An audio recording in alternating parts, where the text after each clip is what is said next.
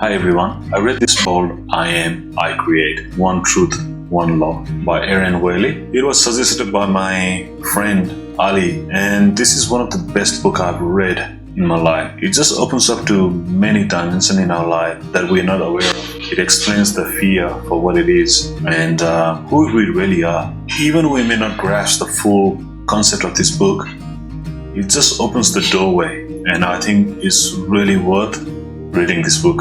Because it's not available in audio format at the moment, I've just recorded the audio so you guys can listen on your time. I'll break it down into small chapters and you'll really enjoy it. Just take your time when you're reading this book. It's available in Amazon as well. You can buy it from there. But I think when you read this book really slowly, you will understand the concept really clearly and give it a try.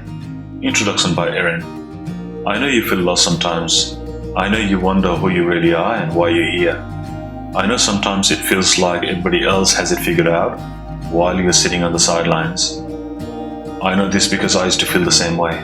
I always felt like everyone else had it figured out, and the best I could do was pretend to be like them.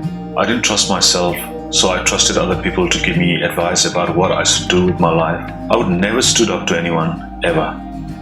At least not about anything important. Basically, I was a mess, but I felt something. I knew there had to be more to life, so I read self-improvement books, lots of books. I started thinking more positive thoughts. I started to love myself a little more, bit by bit.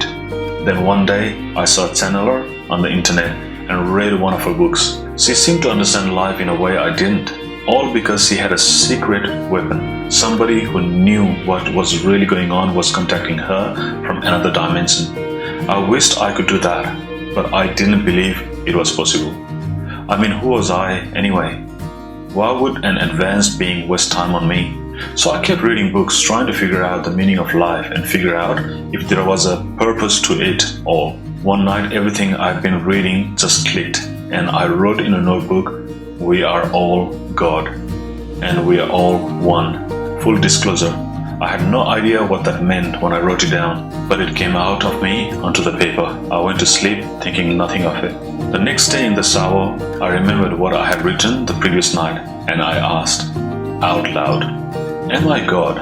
I wasn't expecting an answer, but I must have been open to it because I heard a voice in my head saying, yes. I knew immediately it wasn't my voice. It sounded the same, but I hadn't thought the thought. It was just deposited in my mind, and those deposits kept coming. This book is a series of conversations between my husband Phil and my inner voice. During the summer of 2011, I lay down on the couch in our cramped one-bedroom apartment in Virginia Beach almost every day. Phil would ask me questions, and my inner voice, who calls itself I Am. Phil would ask me questions, and my inner voice, who calls itself I Am, would answer out loud through me. We recorded those conversations on a tape recorder. Can you believe we're still using tapes in 2011? And transcribed them. We were excited about what we were hearing, but we were young and lacked confidence. I was sure everyone would think I was crazy, so I didn't want to say what I learned. In the 8 years since, I've grown a great deal. So when I pulled the transcripts out of the basement last summer, I was blown away to realize in retrospect how much my life had been influenced by what my inner voice had said. However, this book is not really about me or my husband. It's about you. Because your inner voice has been waiting to talk with you throughout your whole life. You remember that feeling of being lost that I mentioned at the beginning.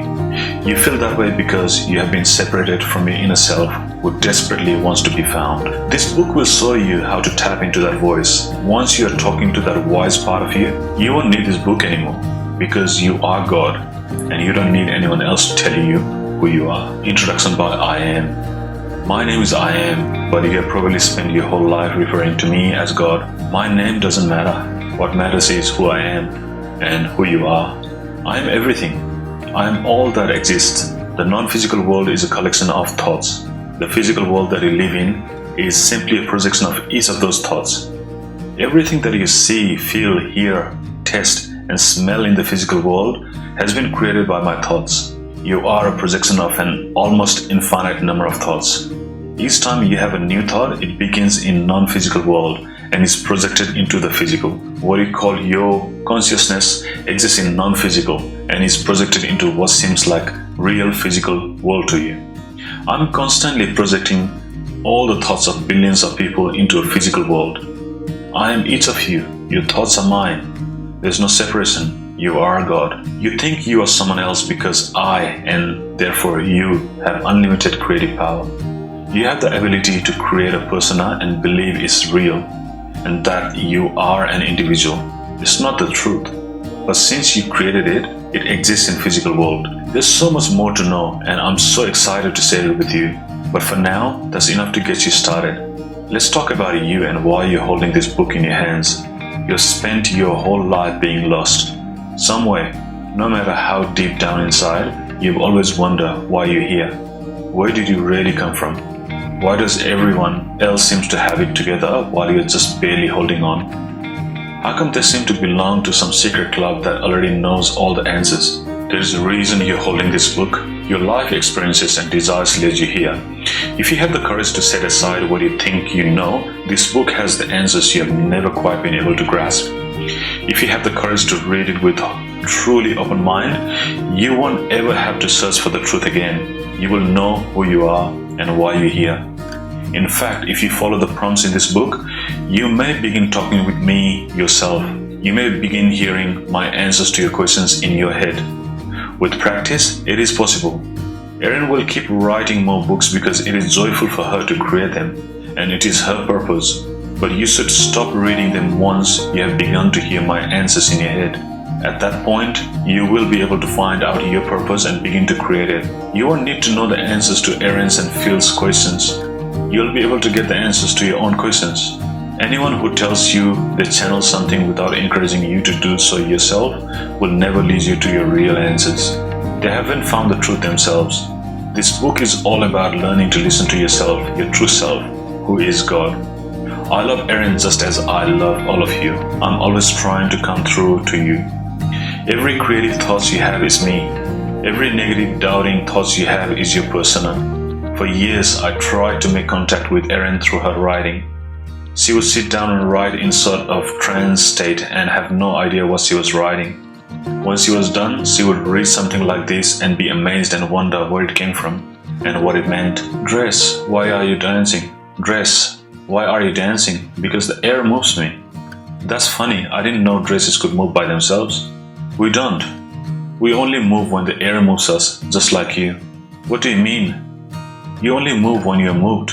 You mean I don't move me, something else does? Yes, you're not who you think you are. Who am I? You're lost. That's something Erin wrote long before she found me. I was always trying to get her to listen to me, but her persona was blocking me. Have you ever had an experience like this? Something you couldn't explain?